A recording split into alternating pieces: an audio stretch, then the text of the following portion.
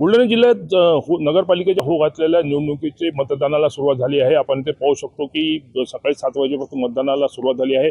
बुलढाणा जिल्ह्यामध्ये एकूण 10 नगरपालिकेच्या निवडणुका होत आहे। यामध्ये 122 प्रभागामध्ये 253 नगरसेवकांच्या निवडणुका आहेत।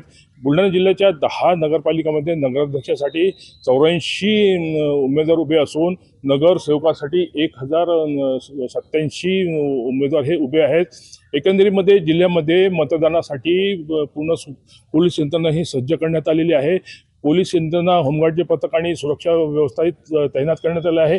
जिल्ह्यामध्ये 504 हे मतदान केंद्र आहेत आणि सकाळी 7 वाजेपासून जिल्ह्यामध्ये मतदानाची प्रक्रिया सुरू करण्यात आली आहे। बुलढाण्यामध्ये शिवसेनेचे आमदार संजय गायकवाड, भाजपचे जिल्हा अध्यक्ष विजयराज शिंदे यांची प्रतिष्ठा पणाला लागलेली आहे। खामगावमध्ये मंत्री आकाश फुंडकर यांची प्रतिष्ठा पणाला लागलेली आहे।